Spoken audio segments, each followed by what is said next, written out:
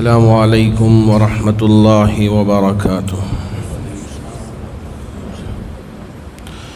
الحمد للہ رب العالمین، والصلاة والسلام علی سید الانبیاء والمرسلین محمد وآلہ واصحابہ اجمعین، اما بعد فاعوذ باللہ من الشیطان الرجیم، بسم اللہ الرحمن الرحیم۔ ان اللہ لا یغیر ما بقوم حتی یغیروا ما بانفسہم، صدق اللہ مولانا العظیم۔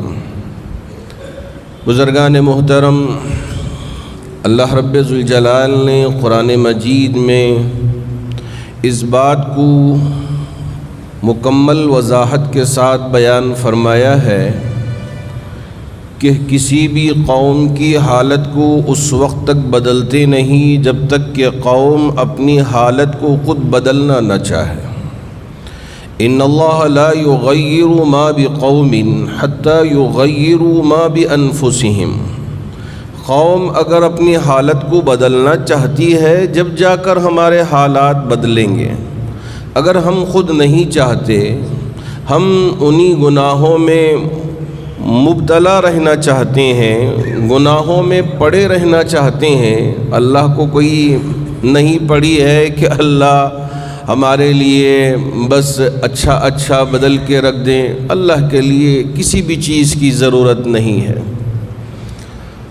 اللہ رب ذوالجلال نے ہمارے لیے ایک نظام حیات عطا فرمایا ہے، اور اسے سمجھنے کے لیے اور اس پر عمل کرنے کے لیے قرآن مجید بطور ہدایت کے ہمارے لیے دستور حیات کے طور پہ عطا فرمایا ہے۔ اگر ہم قرآن کو سمجھ لیتے ہیں اور اس پر ہم عمل کر لیتے ہیں تو یہاں کی زندگی بھی ہماری کامیاب اور اخروی زندگی بھی کامیاب۔ یہ نہ سمجھیں کہ پوری زندگی یہی دنیا کی زندگی ہے اور آخرت میں ہمارا کوئی حساب و کتاب نہیں ہوگا۔ یہ غفلت ہوگی، یہ بھول ہوگی، یہ غلطی میں پڑے رہنا ہوگا۔ اصل زندگی آخرت کی زندگی ہے، اس زندگی کی ہم کو فکر بھی کرنی ہے اور اپنے آپ کو اللہ کے بتائے ہوئے احکام سے نہ تو دور کرنا ہے، نہ اللہ کے احکام کو بھلانا ہے۔ ان تمام احکامات پر اگر ہم چل کر زندگی گزارتے ہیں جب جا کر ہی ہم کامیاب و کامران ہوں گے۔ اگر یہ دنیا کی زندگی کا جو نظام ہے، اگر یہ بہتر طریقے سے چلنا ہے تو ضروری ہے کہ ہم جھوٹ نہ بولیں، ضروری ہے کہ ظلم نہ ہو، ضروری ہے کہ دھوکہ نہ ہو، ضروری ہے کہ غبن نہ ہو، ضروری ہے کہ یہاں انصاف کے ساتھ لوگ پیش آتے ہوں۔ یہ ساری چیزوں کا خیال رکھ کر اگر ہم یہاں زندگی گزارتے ہیں تو یہ معاشرہ بہتر طریقے سے چل سکتا ہے۔ اسی لیے ہم جمعے کے خطبے میں ایک آیت پڑھتے ہیں، شاید آپ بھی اس آیت کی طرف توجہ فرمایا ہوگا۔ ان اللہ یأمر بالعدل والاحسان وإیتاء ذی القربى وینہی عن الفحشاء والمنکر والبغی یعظکم لعلکم تذکرون۔ اللہ آپ کو اس بات کا حکم دیتا ہے، ان اللہ یأمر بالعدل، انصاف کے ساتھ پیش آنے کا حکم دیتا ہے۔ اگر باپ اپنی اولاد کے ساتھ انصاف سے پیش نہ آئے، اولاد اپنے باپ کے ساتھ انصاف کے ساتھ پیش نہ آئے، اور اسی طرح رشتہ دار ایک دوسرے کے ساتھ انصاف کے ساتھ پیش نہ آئے، اگر پڑوس میں انصاف زندہ نہ رہے، اگر معاشرے میں انصاف زندہ نہ رہے تو یہ معاشرہ برباد ہو کے رہ جائے گا۔ ظلم کبھی پنپے گا نہیں، ظلم سے کبھی کامیابی کسی کو ملی نہیں، بلکہ بربادی ہی بربادی آئی ہے۔ اس لیے میرے رب نے فرمایا ان اللہ یأمر بالعدل، اللہ آپ کو حکم دیتا ہے کہ آپ انصاف کے ساتھ پیش آئیں، والاحسان، ایک دوسرے کے ساتھ احسان سے بھی پیش آئے۔ اگر کوئی غریب ہے تو اسے غریب بننے نہ دیا جائے، غریب رہنے نہ دیا جائے، اگر وہ ضرورت مند ہے تو اس کو ضرورت میں پڑے رہنے نہ دیا جائے، جن کے پاس اللہ نے مال و دولت عطا کیا ہے وہ اپنے مال و دولت کے ذریعے غریب کی مدد کریں، احسان نہ جتلائیں کہ ہم نے کچھ کر دیا۔ ہاں احسان کرنے کا حکم دیا ہے، احسان جتلانے کا حکم نہیں دیا۔ اگر ہم نے کسی کا کوئی کام کر دیا، کسی کے کچھ کام آ گئے، کسی کا کچھ ساتھ دے دیا تو اس پر ہم احسان جتلانا شروع کر دیں۔ اللہ رب ذوالجلال منان کو کبھی پسند نہیں کرتے کہ احسان جتلاتا ہو کچھ کر کے، اسے اللہ کبھی پسند نہیں کرتے۔ وَإِيتَاءِ ذِي الْقُرْبَىٰ، اور اسی طرح جو رشتہ دار ہیں ان رشتہ داروں کو خیال کرنا، اور اگر وہ ضرورت مند ہیں تو ان کی ضرورت میں کام آنا، اس بات کا بھی اللہ حکم دیتے ہیں۔ وَيَنْهَىٰ عَنِ الْفَحْشَاءِ وَالْمُنكَرِ، اسی طرح فحش چیزوں سے بھی رکنے کا اللہ حکم دیتے ہیں، منکر سے بھی، جن چیزوں سے اللہ نے منع کیا ہے ان سے بھی بچنے کا اللہ حکم دیتے ہیں۔ والبغي، اسی طرح ظلم ڈھانے سے بھی اللہ منع کرتے ہیں کہ بغض سے بھی اللہ رکنے کا حکم دیتے ہیں۔ یعظکم لعلکم تذکرون، یہ ساری وہ باتیں ہیں جن کی اللہ آپ کو نصیحت کرتے ہیں۔ ان نصیحتوں پر عمل وہ لوگ کریں گے یقیناً جو نصیحت پانا چاہتے ہیں، نصیحت حاصل کرنا چاہتے ہیں، اور جن کے اندر شوق نہیں ہے نصیحت پانے کا، جن کے اندر شوق نہیں ہے نصیحت حاصل کرنے کا، وہ کہاں سے ان ساری چیزوں سے اپنے آپ کو بچا پائیں گے۔ اللہ رب ذوالجلال اگر کسی کو ڈھیل دیتے ہیں تو یہ نہ سمجھیں کہ یہ بہت بچ گیا ہے، دنیا میں اسی طرح کے لوگ پنپیں گے، اسی طرح کے لوگ کامیاب ہوں گے۔ آپ اس طرح ہرگز تصور نہ کریں، کیونکہ قرآن میں اللہ نے فرمایا سنستدرجهم من حیث لا يعلمون واملی لهم ان کیدی متین۔ سنستدرجهم، ان کو پتہ بھی نہیں ہے کہ ہم کیسے ان کو ڈھیل دے کے رکھا ہے۔ ایک ظالم ہے، ایک بیماری بھی نہیں آتی، بخار بھی نہیں آتا، سر میں درد بھی نہیں آتا، فرعون ہے، حامان ہے، شداد، یہ وہ لوگ ہیں بڑی لمبی عمر بھی پائے، بیماری بھی اللہ نے نہیں دیا، ڈھیل دے کے رکھا۔ سنستدرجهم من حیث لا يعلمون، ان کو پتہ بھی نہیں چلے گا کہ اللہ نے کس طرح ان کو ڈھیل دے کے رکھا ہے۔ وَأُمْلِي لَهُمْ، اور اللہ نے ان کے لیے ڈھیل دے کے رکھا ہے، لمبی لمبی عمر مل رہی ہے، نہ بخار آ رہی ہے، نہ سر میں درد ہے، نہ کوئی اور بیماری کہ کڈنی خراب ہو گئی یا ہارٹ خراب ہو گیا یا یہ ہے کہ کینسر آ گیا۔ اس طرح کی بھی چیزیں ہمیں سننے کو نہیں ملتی، باوجود اس کے کہ یہ ظلم پہ ظلم ڈھا رہا ہے۔ اللہ ڈھیل دیتے ہیں، بیٹا ڈھیل پا اور گناہوں کو اپنے سر پہ اٹھا کے پھرتے رہے۔ اللہ ڈھیل دیتے ہیں، وَأُمْلِي لَهُمْ إِنَّ كَيْدِي مَتِينٌ، لیکن اللہ کی جو تدبیر ہے بڑی مضبوط تدبیر ہے۔ اس لیے آپ اللہ کے بارے میں یہ نہ سوچیں کہ اتنا بڑا ظالم ہے پھر بھی دیکھو کیسے جی رہا ہے، اس کے پاس ہر چیز کی سہولتیں ہیں، اس کی زندگی بہتر طریقے سے گزر رہی ہے۔ لوگ یہ سوچتے ہیں میں غریب ہوں، میں اللہ کو ماننے والا ہوں، دعا کا کرنے والا ہوں، نمازوں کا پڑھنے والا ہوں، ساری مصیبتیں مجھ پہ ہی آ گئی ہیں، سارے امتحانات مجھ پہ ہی آ گئی ہیں، ساری پریشانیاں مجھ پہ ہی آ گئی ہیں، میں ہی پھنستا جا رہا ہوں۔ یا میرے اللہ، کیسے آزماتے ہیں اللہ دیکھیں۔ اس لیے اللہ نے فرمایا فَلَمَّا نَسُوا مَا ذُكِّرُوا بِهِ، اللہ جن باتوں کا ہم کو حکم دیتے ہیں اگر ہم ان کو بھلا دیتے ہیں، فَلَمَّا نَسُوا مَا ذُكِّرُوا بِهِ، اللہ کیا فرماتے ہیں فَتَحْنَا عَلَيْهِمْ أَبْوَابَ كُلِّ شَيْءٍ، ہر چیز کا دروازہ ان کے لیے کھول دیتے ہیں۔ بیٹا تو بھلا دیا اللہ کو، گناہ پہ گناہ کر رہا ہے، بے حیائی ہے، فحاشی ہے، غلط کام پہ غلط کام کر رہا ہے، اللہ کا ڈر نہیں، اللہ کا خوف نہیں ہے، اور سینہ تان کے چل رہا ہے، اکڑ کے چل رہا ہے۔ اللہ نے فرمایا فتحنا علیہم ابواب کل شیء حتی اذا فرحوا بما اوتوا، جو کچھ مل گیا ہے اس پہ یہ بڑا اترانے لگتا ہے، خوشیاں منانے لگتا ہے۔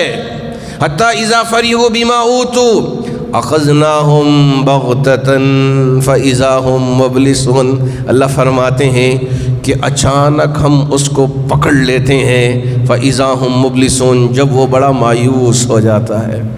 ارے مجھے پتہ بھی نہیں چلا کہ اچانک اس طرح کی پکڑ آ گئی، اچانک مجھ پر اللہ کی سزا ایسی آ گئی۔ اللہ رب ذوالجلال جو ظالم ہیں ان کو ڈھیل دیتے ہیں کہ آپ ظلم ڈھاتے رہو، وقت آپ کا ہے۔ اس لیے آپ اور ہم کبھی اللہ کو نہ بھلائیں، اللہ کو یاد رکھیں۔ اللہ ہمارا رب ہے، ہمارا پروردگار ہے، ہمارا خالق ہے، ہمارا مالک ہے۔ اللہ رب ذوالجلال نے ہمارے لیے قرآن عطا کیا ہے، ہمارے لیے حلال و حرام کی قید بیان فرمایا ہے کہ کون سی چیزیں حلال ہیں اور کون سی چیزیں حرام ہیں۔ اگر ہم حلال اور حرام میں تمیز کیے بغیر غلط کام پہ غلط کام کر رہے ہیں اور یہ سوچ رہے ہیں کہ اللہ کی طرف سے کوئی پکڑ نہیں ہے اور اللہ کی طرف سے کوئی مواخذہ نہیں ہو رہا ہے اور اللہ ہمیں کوئی امتحان میں مبتلا نہیں کر رہے ہیں اور ہم پھر گناہ پہ گناہ کرتے جا رہے ہیں، یاد رکھیں کہ اس سے ہماری زندگی میں کسی طرح کی کوئی سہولت ملنے والی نہیں ہے، کوئی خوشیاں ملنے والی نہیں ہے۔ جب اللہ پکڑنے پہ آئے فَإِذَا هُمْ مُبْلِسُونَ، انسان مایوس ہو جاتا ہے، ارے یہ اب تک مجھے اتنی ساری خوشیاں مل رہی تھی، اتنی فراوانیاں میرے لیے میسر تھی، اچانک یہ کہاں سے اللہ کا عذاب آ گیا، اللہ کی پکڑ آ گئی۔ اس وقت افسوس کرنے سے کچھ فائدہ نہیں ہوگا۔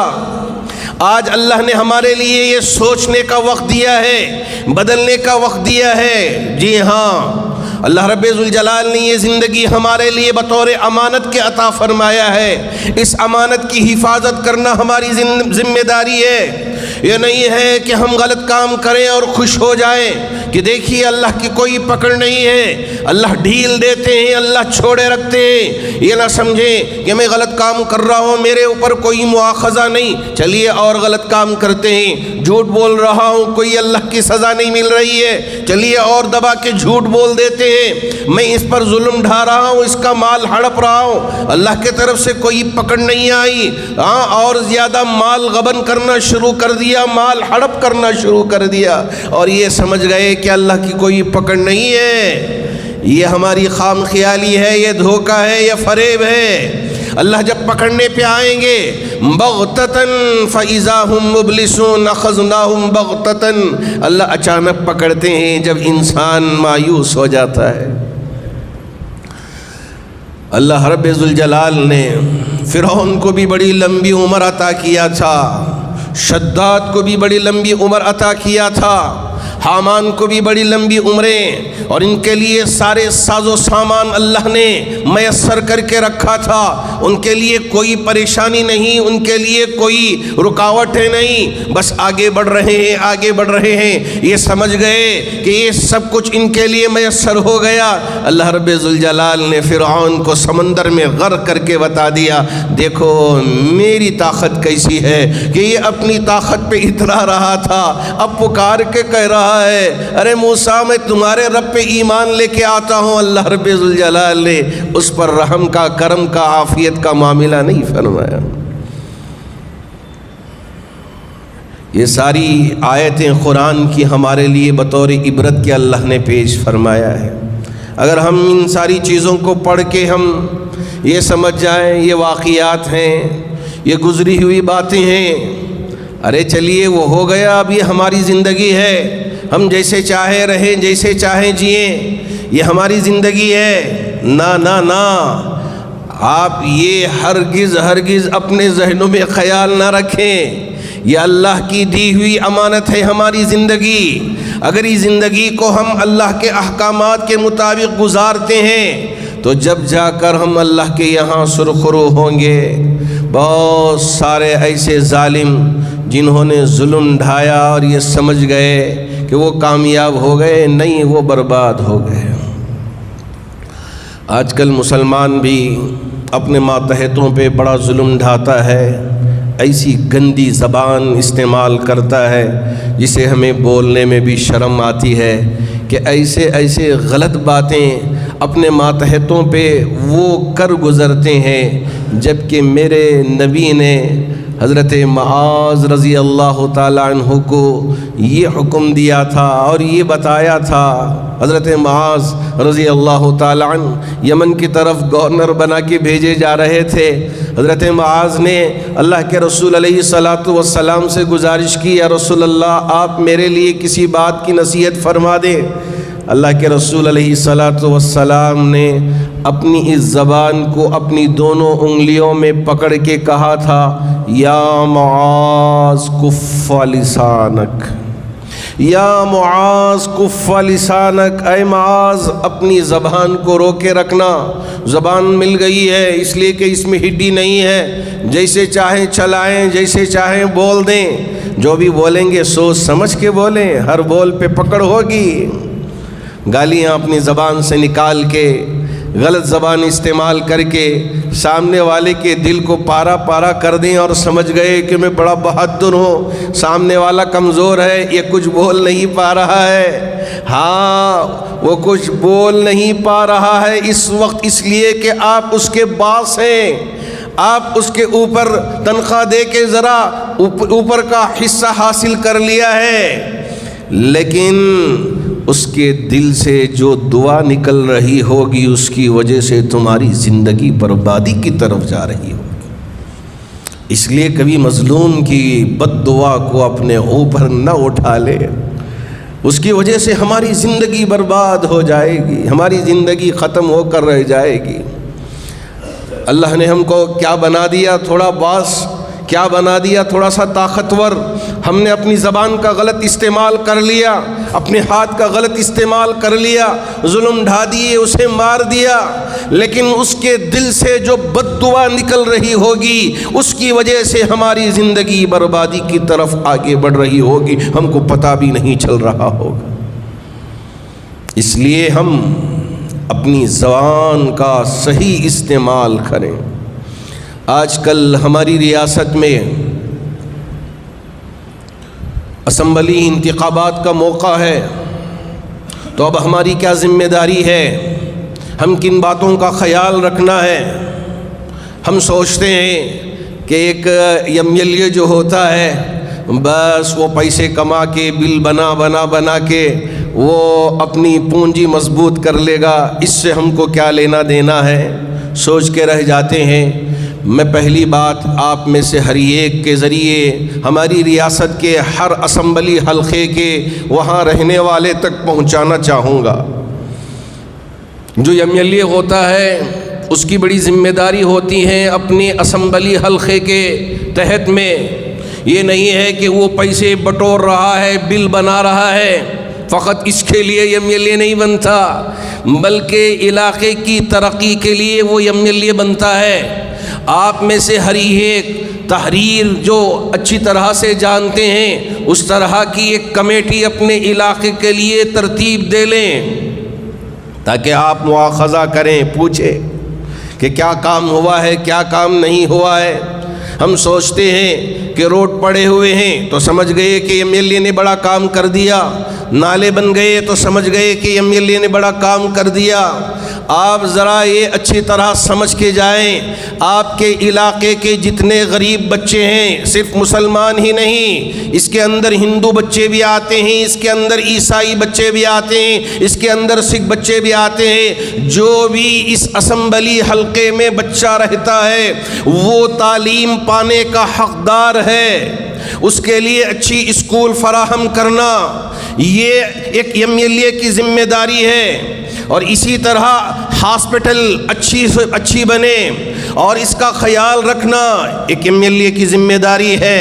یہ نہیں کہ ہماری وہ عورتیں جن کو اللہ رب ذوالجلال نے اولاد کی نعمت عطا کرنے والے ہیں، حاملہ ہیں، پچھلے دور میں جو عورتیں حاملہ ہوتی تھی گھر میں ہی اس کا حمل ماشاء اللہ ہو جاتا تھا اور ولادت گھر میں ہی ہو جاتی تھی، زیادہ خرچ نہیں ہوتا تھا۔ لیکن آج کل کا زمانہ بڑا مہنگا زمانہ ہو گیا ہے۔ اب یہ آپریشن کے نام پہ عورتوں کو لوٹ رہے ہیں، جی ہاں، اور اسی طرح شوہر کو بھی لوٹ رہے ہیں، گھر والوں کو بھی لوٹ رہے ہیں۔ اب یہ ولادت بہت مہنگی ہو گئی ہے، علاج مختلف قسم کے ہو گئے ہیں، مختلف بیماریاں اس وقت یہاں آ پہنچی ہیں۔ بیمار جب بیمار رہتا ہے ذرا کبھی قدوائی ہاسپٹل میں جائیں، وہاں جا کر آپ کبھی وقت گزار کے آئیں کہ دیکھیں کہ ایک غریب اپنی بیماری کی وجہ سے کیسے تڑپ رہا ہے، بلک رہا ہے، پوچھ کے کہ میرا علاج کوئی کرے، میرے علاج کے لیے کوئی سامنے آئے، میرا علاج کر دے۔ اس کے لیے وہ کوششیں کرنے کے لیے، آگے بڑھنے کے لیے فکر کرتا ہے، لیکن کوئی اس کا علاج کرنے کے لیے تیار نہیں ہے۔ ہمارے کتنے ایسے مریض ہیں جن کے دماغ کے اندر پریشانیاں ہیں یا مختلف اس کے حوادثات پیش آئے، اب ہاسپٹل کو لے کے پھرتے رہتے ہیں، کبھی یہ ہاسپٹل کبھی وہ ہاسپٹل۔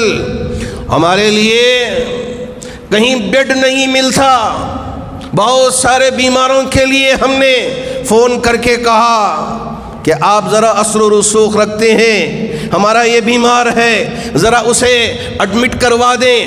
وہ کہتے ہیں کہ مولانا یہاں بیڈ ہی نہیں ہے، آکسیجن کا بیڈ نہیں مل سکتا، اس لیے اب کہاں سے، اس لیے کہ بیمار بھرے پڑے ہیں۔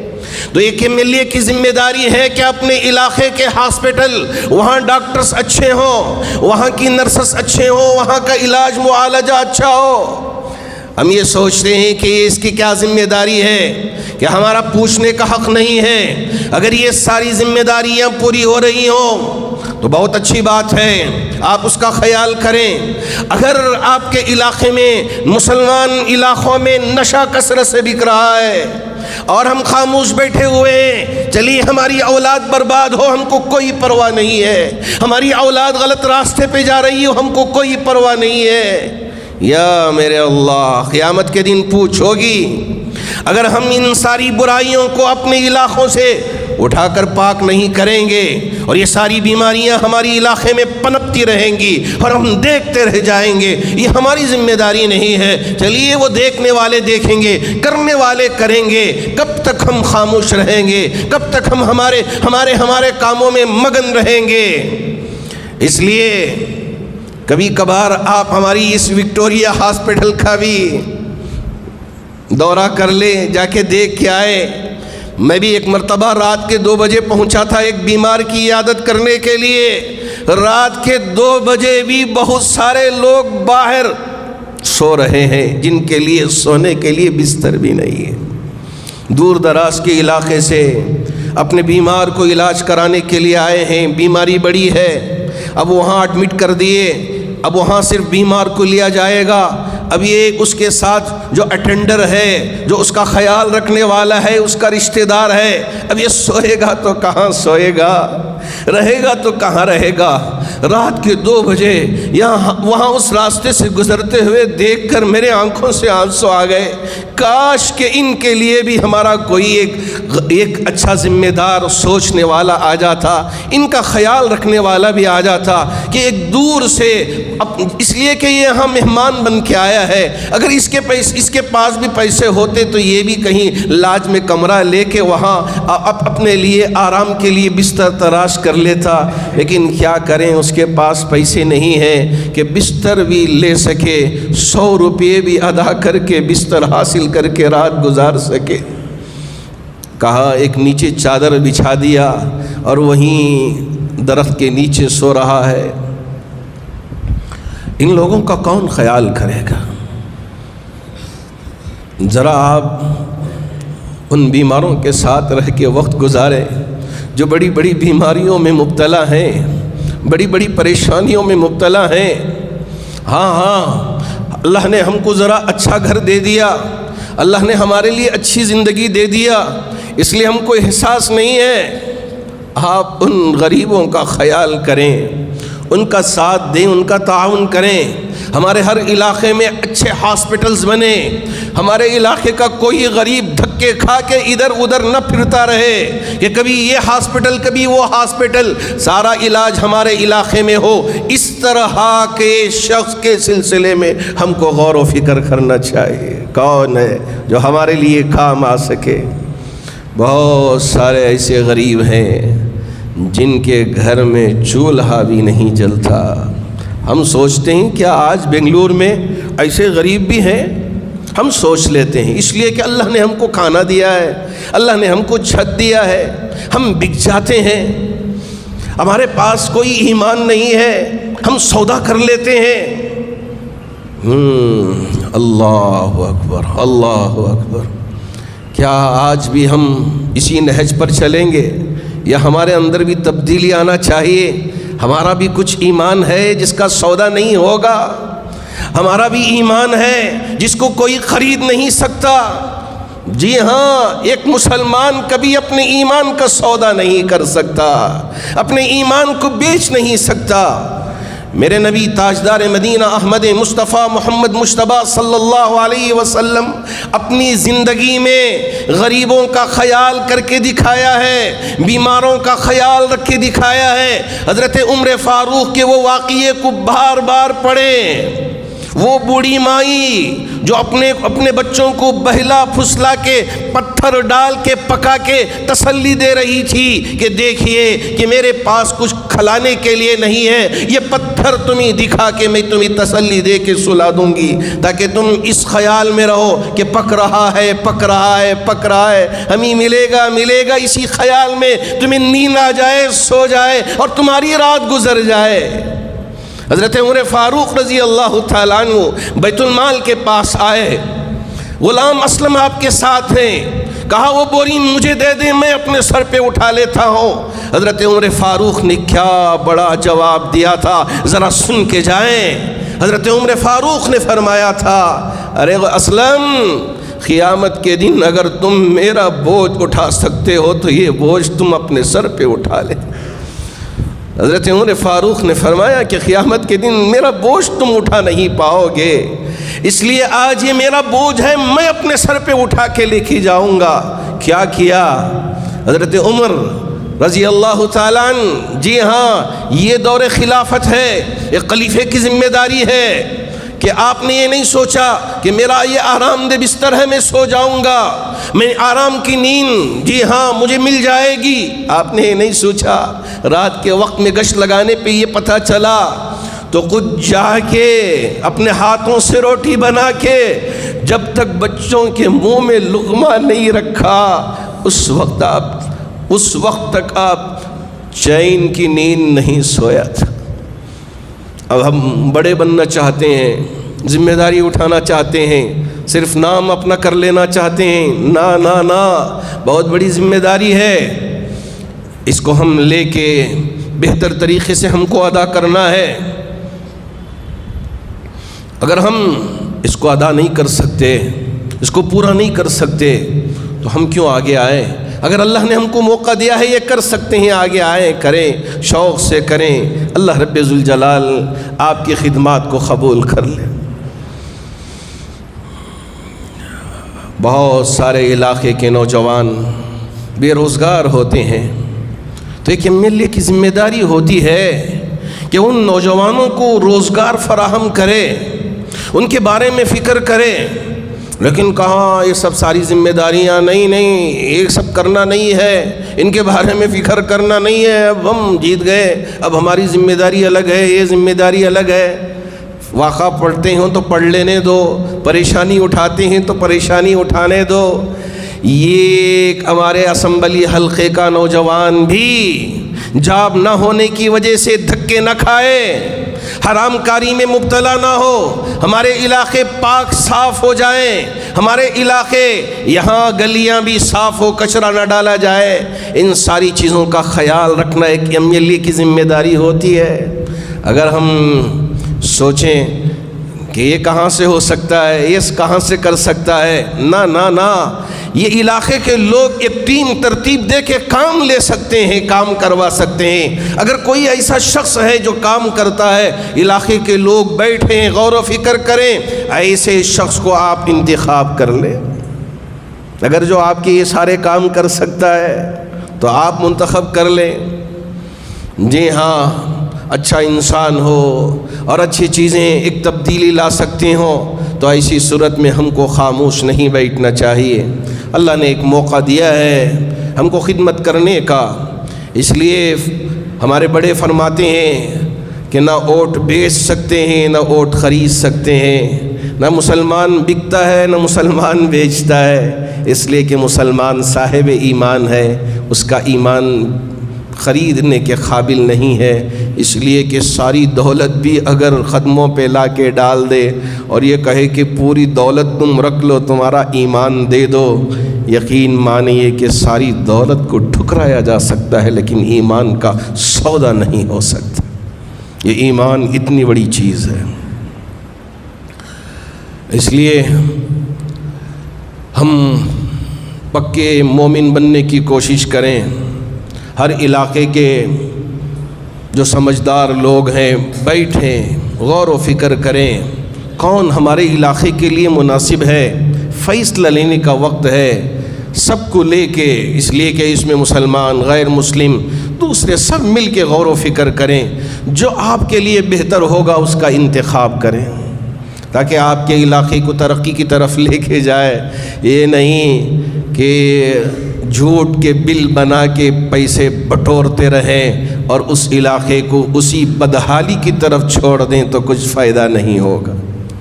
ہماری عورتیں یہاں کھڑ کے اپنے جسم کا سودا کرتے رہے اور ہم ان کے سامنے سے دیکھ دیکھ کے گزرتے رہے اور یہ سوچیں کہ اس سے ہم کو کیا فرق پڑے گا۔ ایک دن وہ بھی آ جائے گا کہ ہماری گھر والیاں بھی یہاں راستے پہ بکنے کہیں نہ آ جائیں، اپنے جسم کا سودا کرنے کے لیے کہیں نہ آ جائیں۔ اس لیے وقت اللہ نے ہمیں دیا ہے سوچنے کا، سمجھنے کا۔ اب وہ جو فسادات مچانے کی کوشش کیا کرتے تھے کہ مسجد پہ لا کے ناپاک جانور کا گوشت ڈال دیتے یا خون، یا مندر پہ لے جا کے کوئی اور چیز رکھ کے فساد مچانے کی کوشش کیا کرتے تھے، اب اس میں ذرا تبدیلی آ گئی ہے۔ اب وہاں مختلف قسم کے اور حربے استعمال کرنے کی کوشش کر رہے ہیں۔ اللہ کا شکر ہے ہماری ریاست کے حضرات علماء، اکابر علماء کرام ماشاءاللہ بیٹھ کے غور و فکر کر کے ان ساری چیزوں کو سمجھ کر قوم کے سامنے صحیح فیصلے پیش کر رہے ہیں۔ اس کا نتیجہ ہے کہ ہمارے یہاں امن ہے، ہمارے یہاں بھائی چارگی ہے۔ اللہ کرے کہ اسی طرح ہماری ریاست میں امن و امان برقرار رہے۔ اب آپ احباب کی ذمہ داری ہے کہ اس لیے کہ خاص طور پر جو ہماری خواتین ہیں وہ سوچتے ہیں کہ یہ ہماری ذمہ داری نہیں ہے، اب کہاں جائیں، کیوں میں کھڑیں اور ہم ووٹ ڈالنے کا حق ادا کریں، کیوں جائیں، اس سے کیا مل جائے گا، کیا ہو جائے گا۔ نہ نہ نہ، ہمارے حضرت امیر شریعت دامت برکاتہم نے بھی اخبار میں اعلان کیا ہے، ہر خاتون، ہر ماں، ہر بیٹی، ہر بہن کی بھی ذمہ داری ہے کہ وہ بھی گھر سے نکلے اور اپنے ووٹ کا استعمال کرے، اپنے ووٹ کا استعمال کرے۔ یہ نہ سمجھیں کہ نہیں اب یہ کہاں ہم جائیں گے، کھڑیں گے۔ استعمال کرنا ضروری ہے۔ نوجوانوں کو بھی کام کرنے کی ضرورت ہے، نوجوان بھی کھڑے ہوں۔ اگر کسی قوم کا نوجوان کھڑا ہو جائے گا انشاءاللہ وہاں کی تقدیر بھی بدلنے لگ جائے گی، وہاں کی تقدیر بھی بدلنے لگ جائے گی۔ اس لیے اللہ نے ایک موقع دیا ہے صحیح شخص کے انتخاب کرنے کا۔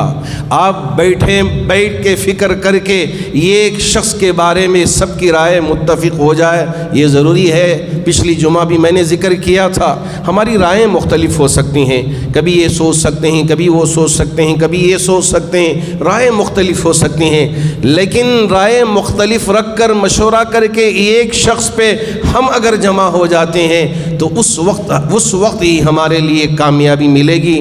اب ہمارے لیے موقع ہے کہ ہم اس طرح طرح کی ترتیب انجام دے کے ایک شخص کے حق میں ہم کوشش کریں کہ وہ کامیاب ہو جائے اور وہ ہمارے علاقے کی ترقی کے لیے سوچے فکر کرے، ایسے شخص کے انتخاب کے سلسلے میں پوری ریاست میں کوشش ہونی چاہیے۔